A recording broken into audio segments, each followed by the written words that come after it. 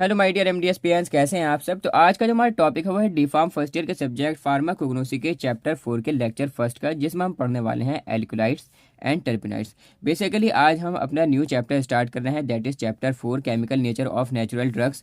इसमें आपको पढ़नी है brief outline, occurrence, distribution, isolation, identification test, therapeutic activity and pharmaceutical applications. इन सारे टॉपिक्स की कौन कौन से alkaloids, terpenoids, glycosides, volatile oils, tannins and resin, जो कि क्या कहलाती हैं, सेकेंडरी मेटाबोलाइट्स कहलाती हैं। As you can see that in your syllabus, जैसे कि ये सिलेबस में आप देख सकते हैं कि हमने चैप्टर फर्स्ट, सेकंड और थर्ड ये हमने कवर अप कर लिया था आपके न्यू सिलेबस के अकॉर्डिंग। आज से हम अपना चैप्टर 4 स्टार्ट कर रहे हैं, ठीक है। और चैप्टर 4 को हम 3 लेक्चर्स में कवर अप करेंगे, ठीक है। 3 लेक्चर्स में हम इसको कवर अप करेंगे। फर्स्ट लेक्चर में हम पढ़ेंगे एल्कुलाइड्स एंड टर्पेनॉइड्स के बारे में। सेकेंड लेक्चर में हम पढ़ेंगे ग्लाइकोसाइड्स एंड वॉलेटाइल ऑयल्स के बारे में। एंड जो हमारा चैप्टर फोर्थ का जो थर्ड लेक्चर होगा उसमें हम पढ़ेंगे टैनिन्स एंड रेजिन्स के बारे में। ओके, सो दैट आज का हमारा चैप्टर 4 का लेक्चर फर्स्ट है, जिसमें हमें पढ़ना है एल्कुलाइड्स एंड टर्पेनॉइड्स के बारे में। सो बेसिकली सबसे पहले हम ये समझते हैं कि देखो ये होते क्या हैं। Alkaloids, terpenoids, glycosides, volatile oils, tannin, resins, ये हैं क्या। तो बेसिकली अगर मैं आपको सिंपल एज अ मतलब लैंग्वेज में बताऊं, तो जैसे पेड़ पौधे होते हैं, प्लांट्स होते हैं, तो उन प्लांट्स के अंदर कुछ केमिकल्स पाए जाती हैं। क्या पाए जाते हैं? कुछ केमिकल्स पाए जाते हैं।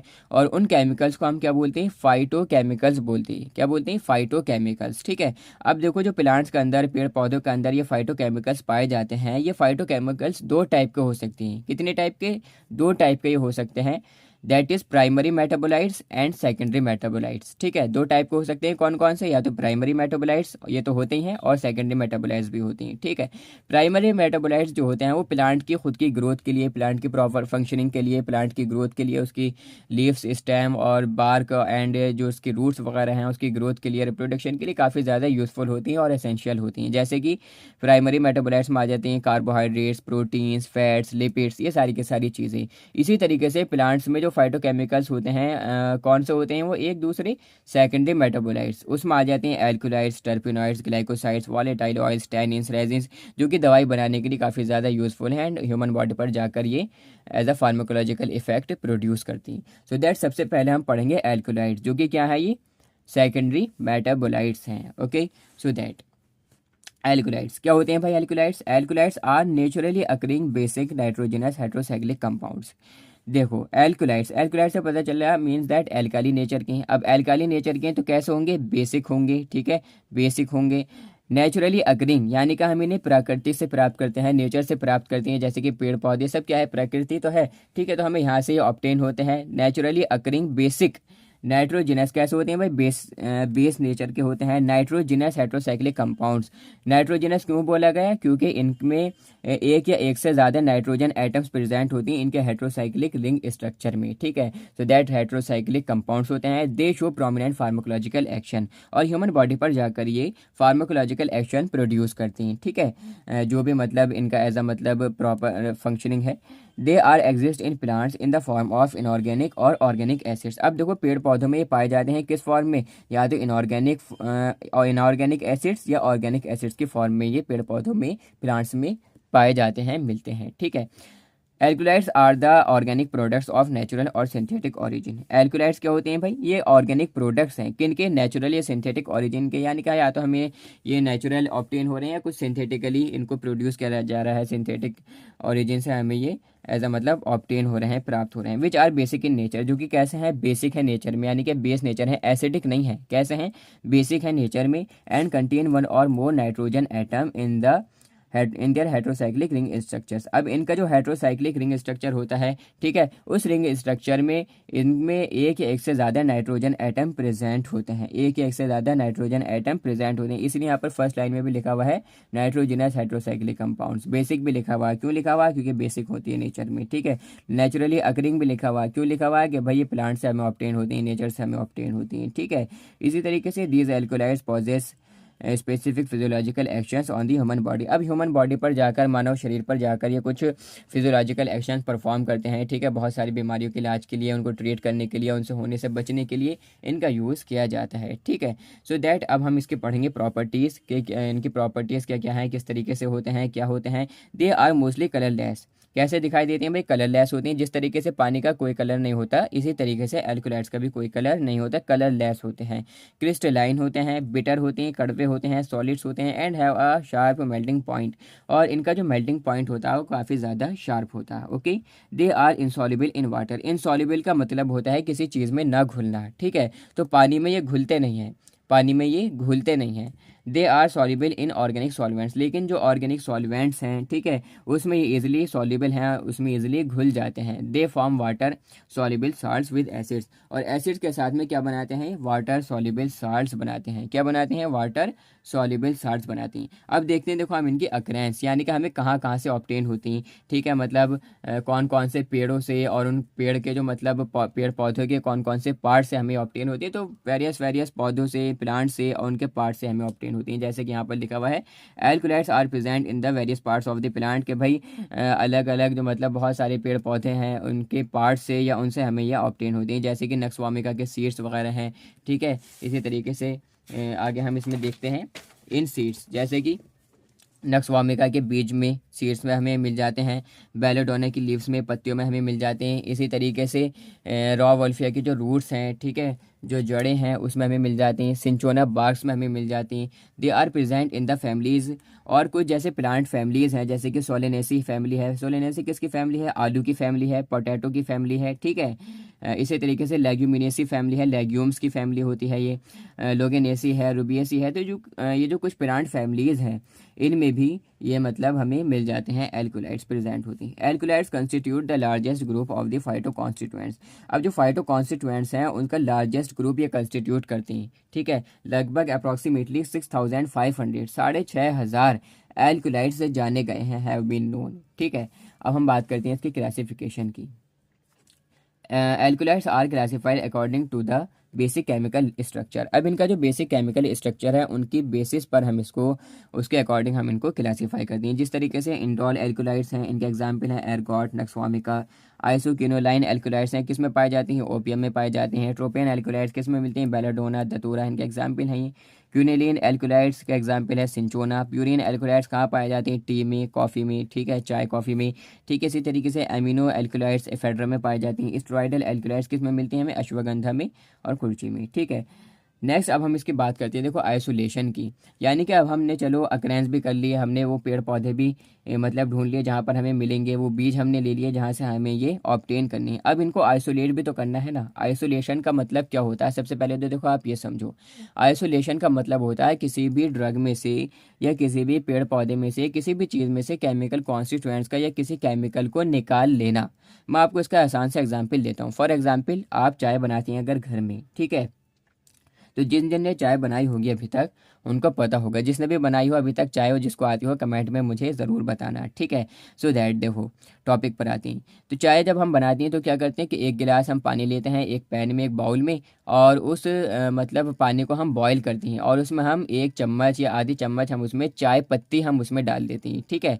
तो बेसिकली क्या होता है कि उस चाय पत्ती जब हम पानी में डाल देते हैं और जब पानी बॉईल होता, उबलता है काफ़ी ज़्यादा, तो उसमें जो केमिकल कॉन्स्टिट्यूएंट्स होते हैं चाय पत्ती में, ठीक है, जो भी उसमें केमिकल कॉन्स्टिट्यूएंट हैं और जो भी उसका कलर है वो सारे का सारा किस में आ जाता है, उसका फ्लेवर, उसका टेस्ट, और उसके अंदर जो केमिकल कॉन्स्टिट्यूएंट्स हैं वो सारे का सारे किस में आ जाती हैं, वाटर में आ जाती हैं, पानी में आ जाती हैं, ठीक है। और फिर हम उस पानी में चीनी मिलाकर, दूध मिलाकर चाय बना लेते हैं, ठीक है। तो इसी तरीके से मेनली क्या हुआ कि उस चाय पत्ती में से जो केमिकल कॉन्स्टिट्यूएंट्स थे, जो उसका फ्लेवर था, उसका टेक्स्चर था, एंड उसका जो मतलब टेस्ट था, और उसमें जो केमिकल कॉन्स्टिट्यूएंट्स थे वो सारे के सारे निकल कर किस में आ गए, वाटर में आ गए, ठीक है। तो इसी को क्या कहा गया, इसी को कहा गया आइसोलेशन। मीन्स दैट हमने आइसोलेट कर लिया केमिकल कॉन्स्टिट्यूएंट्स को चाय पत्ती में से, ठीक है। इसी तरीके से एल्कोलाइट्स को आइसोलेट किया जाता है कि भाई अब हमें चलो वो पौधा भी मिल गया, वो हमें बीज भी मिल गए, या वो हमें रूट्स भी मिल गई जिसके अंदर एल्कोलाइट्स पाए जाती हैं, लेकिन उन पेड़ पौधों में से हमें इन एल्कोलाइट्स को निकालना है किस तरीके से, तो उसी निकालने को हम क्या बोलते हैं, आइसोलेशन, ठीक है।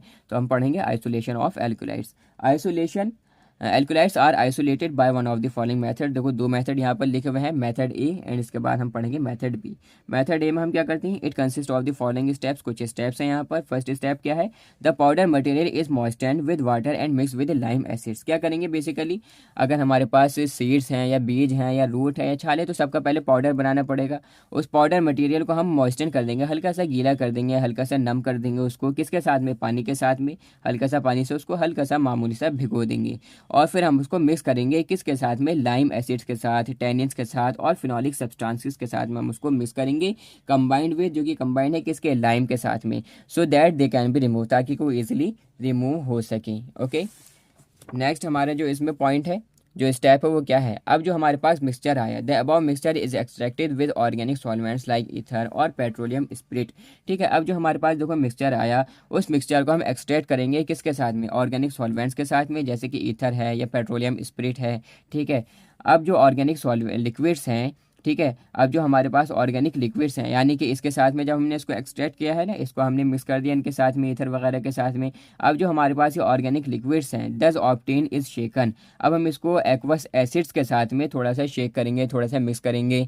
ठीक है, यानी कि काफ़ी ज़्यादा इसको हिलाएंगे and the aqueous and allowed to separate, और इसको हम छोड़ देंगे सेपरेट होने के लिए। कुछ देर बाद हम देखेंगे कि जो एल्कोलाइडल सॉल्ट्स हैं वो हमारे एक्वस सॉल्यूशन में हमें दिख जाएंगे। The aqueous liquids now contains the alkaloidal salts. अब जिन लिक्विड्स के साथ में हमने यहाँ पर लिखा हुआ है, देखो लिक्विड एसिड के साथ में हमें इसको क्या करना है, शेक करना है। तो जिन एक्वस लिक्विड के साथ में हमने इसको शेक किया था और हमने इसको मिक्स किया था, तो वहाँ उस लिक्विड में हमें क्या दिख जाएंगे, एल्कोलाइडल सॉल्ट्स मिल जाएंगी एंड लिखेंगे। ओके, मेथड बी क्या है, मेथड बी में देखो it consist of the following steps. कुछ स्टेप हैं इसके भी। The powder material is extracted with water और aqueous alcohol containing dilute acid. ठीक है, जो भी हमारे पास पाउडर मटेरियल है, फॉर एग्जांपल हमने नक्स वामिका के सीड्स ले लिए, जिन सीड्स में क्या है, एल्कोलाइड्स प्रेजेंट है। अब उन सीड्स का हम पहले पाउडर बनाएंगे। उस पाउडर मटेरियल को हम किसके साथ में मिक्स करेंगे, वाटर के साथ में एक्सट्रैक्ट करेंगे या किसके साथ में, एक्वस अल्कोहल के साथ में, जो कि कंटेन करे डाइल्यूट एसिड। तो इसके साथ में हम इसको मिक्स कर देंगे। The above extract is shaken with chloroform और अदर ऑर्गेनिक सॉल्वेंट्स। ठीक है, अब हम क्या करेंगे कि जो हमारे पास एक्सट्रैक्ट आया, इसको हम शेक करेंगे, यानी कि मिक्स करेंगे, काफ़ी ज़्यादा हिलाएंगे। ठीक है, किसके साथ में, क्लोरोफॉर्म के साथ में या कोई भी अदर ऑर्गेनिक सॉल्वेंट है उसके साथ में हम इसको इजीली मिक्स करेंगे, काफ़ी ज़्यादा इसको शेक करेंगे हिला हिला कर। ठीक, this removes pigments and other unwanted material. इससे क्या होगा कि जो पिगमेंट्स हैं और अदर अनवांटेड अनचाहे मटेरियल्स हैं, अनचाहे पदार्थ हैं, वो क्या हो जाएंगे, रिमूव हो जाएंगे। Later excess of sodium bicarbonate और अमोनिया इज एडिड। अब इसके बाद हम क्या करेंगे कि सोडियम बाइकार्बोनेट और अमोनिया को ऐड कर देंगे। ये क्या करेगा, अमोनिया और सोडियम बाइकार्बोनेट प्रिसिपिटेट कर देगा फ्री एल्कोलाइड्स को। This प्रिसिपिटेट्स the free alkaloids. Precipitate का मतलब क्या होता है कि मीन्स दैट एक तरीके से सारी चीज़ों का एक जगह इकट्ठा हो जाना। ठीक है, या उसका ऐसा मतलब प्रिसिपिटेट हो जाना है कि हमें विजिबल हो जाए, इसलिए हम उसको मतलब बाहर निकालनी। ठीक है, तो ये क्या कर देगा कि उन फ्री एल्कोलाइड्स को प्रिसिपिटेट कर देता है। The alkaloid is then remove by filtration और एक्सट्रैक्शन विद ऑर्गेनिक सॉल्वेंट्स। अब उसके बाद हम क्या करेंगे, कुछ ऑर्गेनिक सॉल्वेंट्स की मदद से, इनके ज़रिए से हम फिल्ट्रेशन या एक्सट्रैक्शन के ज़रिए से हम रिमूव कर लेंगे एल्कोलाइड्स को। ओके, सो दैट बेसिकली इस तरीके से हम आइसोलेशन कर लेते हैं एल्कोलाइड्स का। नेक्स्ट अब हम इसमें देखते हैं आइडेंटिफिकेशन टेस्ट, यानी कि अब हमने आइसोलेशन तो देखो कर लिया। अब हमने आइसोलेशन तो कर लिया, एल्कोलाइड्स हमने प्लांट्स में से बाहर निकाल लिए, लेकिन अब हमें ये भी तो कंफर्म करना है कि भाई हमने एल्कोलाइड्स ही निकाले हैं या नहीं। ठीक है, जो हमने एक्सट्रैक्ट किया है, जो हमने आइसोलेट किया है, वो एल्कोलाइड्स ही हैं या नहीं, ये हमें कंफर्म करने के लिए कुछ टेस्ट भी करने पड़ेंगे कि हाँ भाई हमने जो आइसोलेशन किया वो ठीक ठाक हुआ या नहीं। तो इसके लिए क्या है कि कुछ टेस्ट हैं, ठीक, आइडेंटिफिकेशन टेस्ट हैं एल्कोलाइड्स के लिए, जैसे कि मेयर्स रिएजेंट है। ये क्या करता है कि भाई एक वाइटिश येलो या क्रीम कलर का प्रिसिपिटेट प्रोड्यूस करता है एल्कोलाइड्स के साथ में, यानी कि मेयर्स रिएजेंट को जब हम एल्कोलाइड्स के साथ में मिक्स करेंगे या इसके साथ में हम मतलब इसको ट्रीट कराएंगे, तो क्या करेगा, ये एक वाइटिश येलो या क्रीम कलर का प्रिसिपिटेट प्रोड्यूस करेगा, जो मतलब एज अ जिससे हमें कन्फर्म हो जाएगा कि हाँ भाई ये एल्कोलाइड्स ही हैं। ठीक है, इसी तरीके से वैगनस रिएजेंट है, इसको जब हम एल्कोलाइड्स के साथ में मिक्स करते हैं तो क्या देता है, डर्टी ब्राउन या red precipitate colour, red colour का हमें प्रिसिपिटेट देता। इसी के साथ में थर्ड जो यहाँ पर हमारा है आइडेंटिफिकेशन टेस्ट, वो क्या है, ड्रैगन ड्रॉप रिएजेंट। इस रिएजेंट को भी जब हम एल्कोलाइड्स के साथ में क्या करते हैं, ट्रीट कराते हैं, मिक्स करती हैं, तो ये ऑरेंज रेड कलर का प्रिसिपिटेट देता, जिससे हमें पता चल जाता है कि हाँ भाई एल्कोलाइड्स हमने एक्सट्रैक्ट किए हैं। ठीक है, नेक्स्ट हमारे इसमें हैगर्स रिएजेंट, इसको भी जब हम एल्कोलाइट्स के साथ में मिक्स करते हैं तो ये कैसा प्रिसिपिटेट देता है, येलो कलर का प्रिसिपिटेट देता है। ओके, तो ये थे इसके आइडेंटिफिकेशन टेस्ट। अब हम इसकी बात करते हैं, देखो जो इसके थेरेपेटिक यूजेज हैं, यानी कि कहाँ कहाँ इनका यूज़ किया जा रहा है। Okay, so as you can see that alkaloids are having different types of therapeutic effects. Alkaloids में बहुत सारे अलग अलग थेरेपेटिक इफेक्ट हैं, यानी कि बॉडी में जाकर बहुत सारे थेरेपेटिक इफेक्ट ये प्रोड्यूस करता है। जैसे कि यहाँ पर आपको लिखा हुआ दिख रहा होगा, एंटी स्पास्मोडिक के तौर पर वर्क करता है। एंटी स्पास्मोडिक का मतलब क्या होता है, स्पास्म का मतलब होता है ऐठन जकड़न, मसल्स में या मांसपेशियों में जकड़न होना, ऐठन होना, ठीक है, मांसपेशियों में खिंचाव होना, ऐठन होना, ठीक है। तो उसके ट्रीटमेंट के लिए जो ड्रग्स यूज़ की जाती हैं उन्हें हम बोलते हैं एंटी स्पास्मोडिक। एंटी का मतलब है कि यानी कि उससे उल्टा, ठीक है, यानी कि उसका अगेंस्ट काम करेगी। फॉर एग्जांपल जैसे स्पास्मोडिक यानी कि स्पाज्म ऐठन, तो ऐठन के उल्टा यानी कि इसको मतलब इसका अगेंस्ट, इसको ट्रीट करने के लिए वर्क करेगी, तो एंटी, ठीक है। इसी तरीके से एंटी हाइपरटेंसिव यानी कि blood pressure, high blood pressure को डिक्रीज़ करने के लिए, रेड्यूस करने के लिए जो ड्रग्स दी जाती हैं उन्हें हम क्या बोलते हैं, एंटी हाइपरटेंसिव ड्रग्स बोलते हैं। इसी तरीके से ऑक्सीटोसिक ड्रग्स, ऑक्सीटोसिक ड्रग्स यानी कि जब पार्चुरेशन होता है या डिलीवरी ऑफ बेबी होता है, ठीक है, तो उसके दौरान में वे ऑफ कॉन्ट्रैक्शन को इंक्रीज़ करने के लिए, यूटेराइन कॉन्ट्रैक्शन इंक्रीज़ करने के लिए एंड ईजिली डिलीवरी कराने के लिए जो ड्रग्स दी जाती हैं उनका हम क्या बोलते हैं, ऑक्सीटोसिक ड्रग बोलते हैं। तो उसके तौर पर इनका यूज़ किया जाता है एल्कोलाइट्स का, ठीक है। इसी तरीके से एंटी एस्थमेटिक्स यानी कि अस्थमा को ट्रीट करने के लिए, अस्थमा के ट्रीटमेंट में इनका यूज़ किया जाता है। एंटी मलेरियल के तौर पर मलेरिया के ट्रीटमेंट में, मलेरिया के इलाज के लिए इनका यूज़ किया जाता है। एनाल्जेसिक के तौर पर इन्हें यूज़ किया जाता है, ठीक है। और भी इसी तरीके से जो पेट में गैस वगैरह बनती है उनके लिए इनका यूज़ किया जाता है। एंटी एमेबिक्स के तौर पर इनका यूज़ किया जाता है, ठीक है। एंटी कैंसर के तौर पर इनका यूज़ किया जाता है, कि इनका एल्कोलाइट्स का, ठीक है। अब इनके यहाँ पर ये कुछ एग्जाम्पल हैं कि भाई ऑक्सीटोसिक जैसे कि एर्गोट होता है, एर्गोट में क्या होती हैं, ऐसे एल्कोलाइट्स होती हैं जो कि ऑक्सीटोसिक इफेक्ट प्रोड्यूस करती हैं। इसी तरीके से बेलोडोना में ऐसे एल्कोलाइट्स प्रेजेंट होते हैं जो कि एंटी स्पास्मोडिक इफेक्ट प्रोड्यूस करती हैं, ठीक है। इसी तरीके से एंटी विनका जो प्लांट है, ये विनका, ठीक है, आपने देखा भी होगा, शायद सदाबहार कहते हैं इसको, पेड़ पौधों को, ये जगह जगह हमें मिल जाता है, ठीक है। आपके घर के बाहर भी हो सकता है आपको देखने के लिए मिल जाए, पिंक कलर के इसमें फ्लावर होती हैं जिसमें अप्रॉक्सीमेटली 5 के करीब पत्तियां होती हैं, ठीक है, और एक पतली सी उसमें उसके एज स्टॉक होती है। तो एंटी कैंसर यानी कि विनका का जो पौधा होता है उसमें ऐसे एल्कोलाइट्स होती हैं जिनमें एंटी कैंसर प्रॉपर्टीज़ होती हैं। तो बेसिकली इनके थेरेपेटिक इफेक्ट्स थे। About these are some important uses और थेरेपेटिक इफेक्ट, ठीक है, ये इनके कुछ इंपॉर्टेंट यूजेस थे और थेरेपेटिक इफेक्ट्स थे। ओके, अब नेक्स्ट हमारे इसमें है फार्मास्यूटिकल एप्लीकेशंस। फार्मास्यूटिकल एप्लीकेशंस मतलब कि भाई जब हम एज मतलब फार्मास्यूटिकल लैब में या इंडस्ट्री में या कंपनी में हम इनको ट्रीट कर रहे हों तो उसमें हमें क्या क्या चीज़ें हमें पता होनी चाहिए, ठीक है, और इनके मतलब क्या यूज़ हैं, एप्लीकेशंस हैं, तो ये सारी चीज़ें उसमें आ जाती हैं। It should be noted that alkaloids are such insoluble, कि हमें नोट कर लेना चाहिए कि एल्कोलाइट्स कैसे होती हैं, इंसॉल्युबल होती है, यानी कि घुलते नहीं हैं। अगर हम इन्हें पानी में घोलेंगे तो घुलेंगे नहीं। बट एल्कोलाइडल साल्ट्स आर सॉल्युबल, लेकिन जो एल्कोलाइडल साल्ट्स होती हैं, जो इन एल्कोलाइड्स में जो साल्ट्स पाए जाती हैं, जो एल्कोलाइडल साल्ट्स होती हैं वो सॉल्युबल होती हैं, वो इजीली घुल जाती हैं। The alkaloidal salts are precipitated by with alkaline substances like ammonia और कैल्शियम हाइड्रोक्साइड। अब ये जो एल्कोलाइडल साल्ट्स हैं इनको हम प्रिसिपिटेट कर सकते हैं किसके साथ में, एल्कोलाइन सब्सटेंसेस के साथ में, जैसे कि अमोनिया है या कैल्शियम हाइड्रोक्साइड है, इनके साथ में हम इसको प्रिसिपिटेट कर सकते हैं। These principle should be borne in mind while dispensing drugs containing alkaloids. ये जो प्रिंसिपल्स हैं, ये जो बातें हमारे माइंड में आती हैं कि जब हम ऐसे ड्रग्स को हम बना रहे होते हैं, ऐसी प्रिपरेशन हम बना रहे होते हैं या ऐसी दवाई हम बना रहे होते हैं लैब में या एज मतलब इंडस्ट्री में या कंपनी में, जो जिन ड्रग्स में क्या है, एल्कोलाइड्स हैं, तो ये चीज़ें हमें ध्यान रखनी चाहिए, ठीक। नेक्स्ट अब हमारा इसमें है देखो टर्पिनॉइड्स। टर्पिनॉइड्स, एल्कोलाइड्स हमने पढ़ लिया, अब हम बात करेंगे टर्पिनॉइड्स। ये भी क्या है भाई, सेकेंडरी मेटाबोलाइट्स हैं, ठीक है, सेकेंडरी मेटाबोलाइट्स हैं। Terpenes and terpenoids are found in all types of volatile oils और एसेंशियल ऑयल्स ऑफ प्लांट्स और एनिमल ओरिजिन, ठीक है। प्लांट से, पेड़ पौधों में या एनिमल ओरिजिन में जो वॉलेटाइल ऑयल्स होते हैं या एसेंशियल ऑयल्स होते हैं, सभी टाइप के वॉलेटाइल ऑयल्स, एसेंशियल ऑयल जो कि प्लांट्स के, एनिमल ओरिजिन के हैं, ठीक है, उनमें टर्पीन्स और टर्पिनॉइड्स पाए जाती हैं, ठीक। The term terpene represent the hydrocarbons C5H8 while terpenoids includes hydrocarbons as well as their oxygenated derivatives. ठीक है, देखो जो टर्म है ना टर्पीन, ये रिप्रेजेंट करता है कि हाइड्रोकार्बन्स को, कि इसमें 5 कार्बन 8 हाइड्रोजन होते हैं, जबकि जो टर्पिनॉइड्स है वो इंक्लूड्स करता है हाइड्रोकार्बन। उसमें क्या होते हैं, हाइड्रोकार्बन होती हैं, उसी के साथ साथ में उनके ऑक्सीजनेटेड डेरिवेटिव्स होती हैं। ठीक है, अब हम बात करते हैं इसकी एज अ मतलब प्रॉपर्टीज़ के बारे में। Terpenoids occur only in volatile oils. Terpenoids सिर्फ और सिर्फ किस में पाई जाती हैं, वॉलेटाइल ऑयल्स में ही पाई जाती हैं। ठीक है, they are normally colourless liquids होते हैं, कि भाई जिस तरीके से पानी का कोई कलर नहीं होता, इनका भी कोई कलर नहीं होता है, नॉर्मली कलरलेस लिक्विड होते हैं और सॉलिड होते हैं विद प्लेजेंट स्मेल्स के साथ में। ठीक है, कैसे होती है भाई, प्लेजेंट इनकी स्मेल होती है, एक महक होती है इनकी। ठीक है, they are insoluble in water, पानी में घुलते नहीं है, एंड सॉल्युबल इन अल्कोहल, लेकिन अल्कोहल में, ऑर्गेनिक सॉल्वेंट्स में और फिक्स्ड ऑयल में ये सॉल्युबल है, घुल जाती हैं। ठीक है, किस में इनसॉल्युबल है, किस में नहीं घुलते, पानी में नहीं घुलते। सॉल्युबल किस में, यानी कि किस में घुल जाती हैं, अल्कोहल्स में, ऑर्गेनिक सॉल्वेंट्स में और फिक्स्ड ऑयल में ये घुल जाती हैं।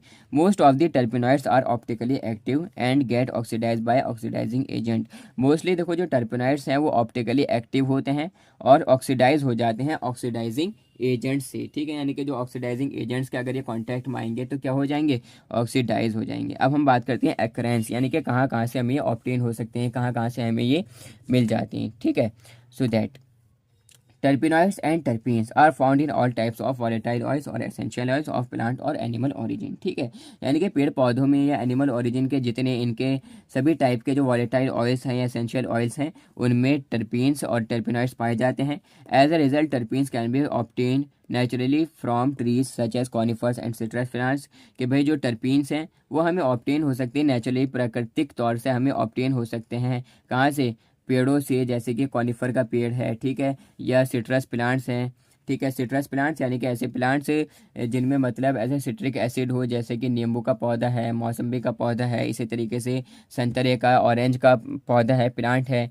ठीक है, तो इससे भी हमें ऑब्टेन हो सकती हैं। Widely distributed in certain plant families, और कुछ प्लांट फैमिलीज हैं ठीक है जिसमें मतलब ये हमें मिल सकती हैं, जैसे कि पीनिएसी फैमिली है, लॉरेसी फैमिली है, रुटिएसी फैमिली है। तो ये कुछ प्लांट फैमिलीज हैं, यहाँ पर भी हमें ये मिल सकते हैं टर्पिनॉइड्स। ओके, ये terpenes.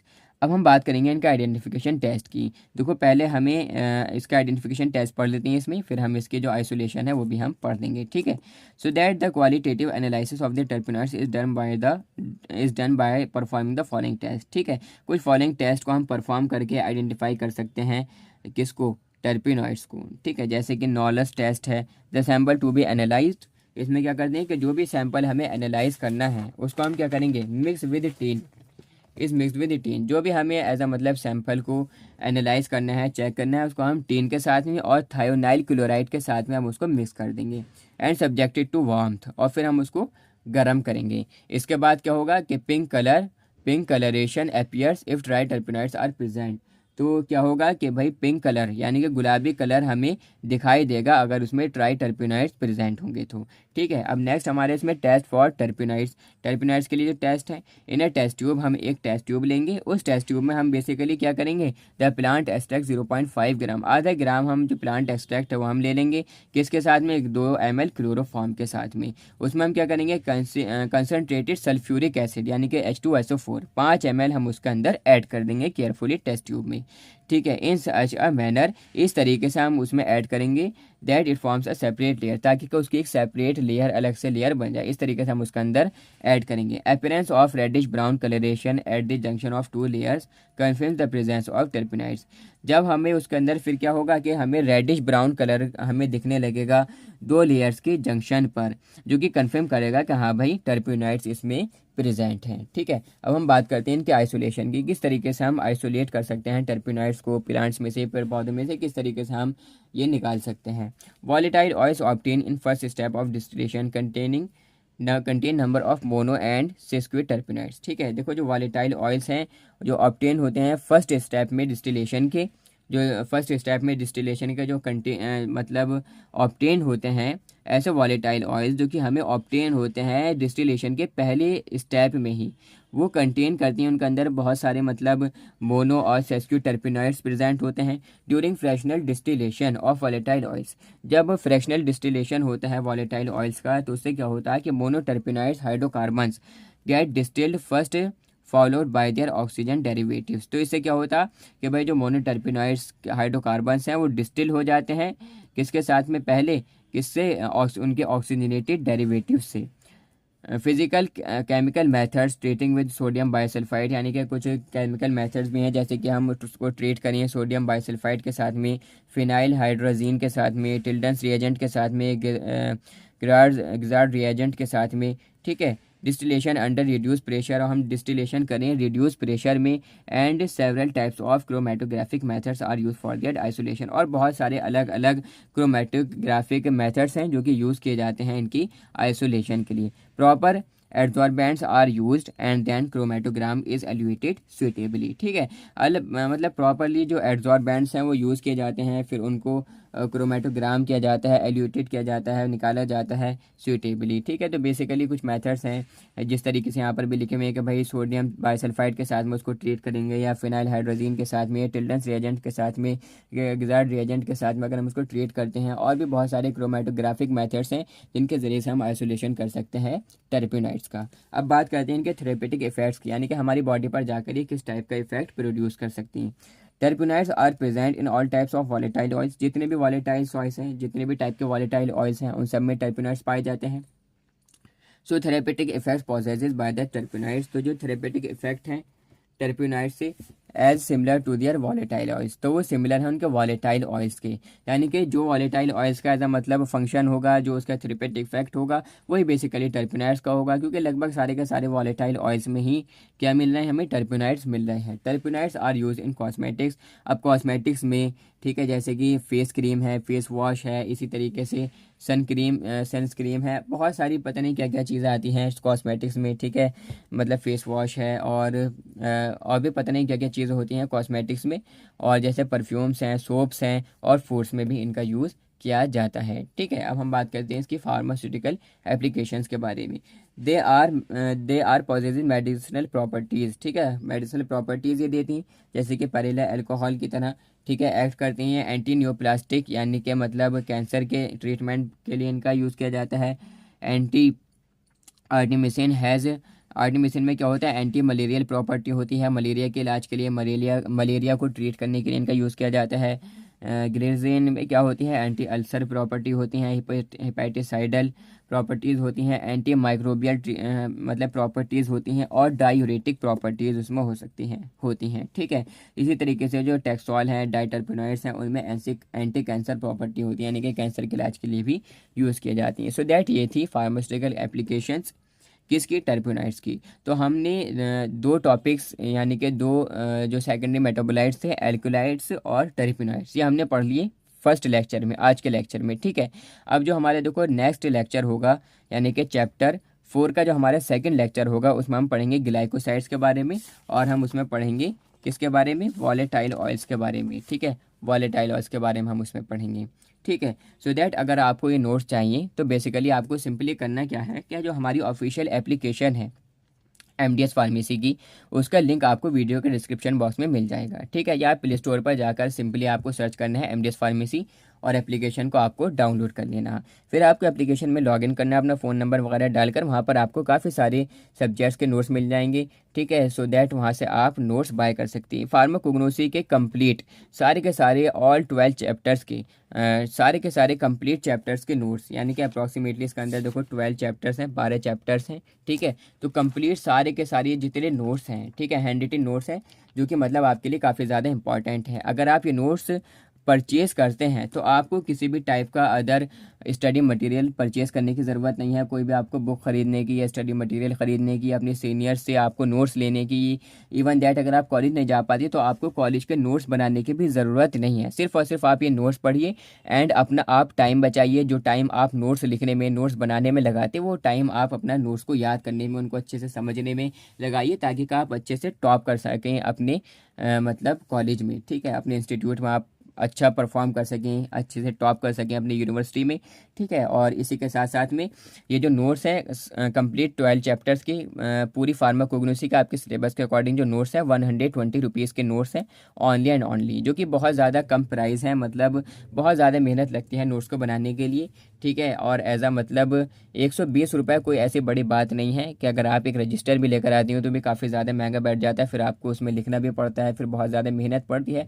So that easily MDS pharmacy का ऑफिशियल एप्लीकेशन डाउनलोड करें एंड आपको नोट्स आप ये परचेज़ करें एंड अपना बेस्ट दें आप अपने एग्ज़ाम्स में। अगर कोई भी आपको क्वेरी है तो आप हमारा जो व्हाट्सएप हेल्पलाइन नंबर है दैट इज़ 8218388837, इस पर आप हमसे एज अ मतलब कांटेक्ट कर सकती हैं। तो हम मिलते हैं सेकंड लेक्चर में चैप्टर 4 के, जिसमें हम पढ़ेंगे ग्लाइकोसाइड्स एंड वॉलेटाइल ऑयल्स के बारे में। Okay, so that thanks for listening carefully, that's all.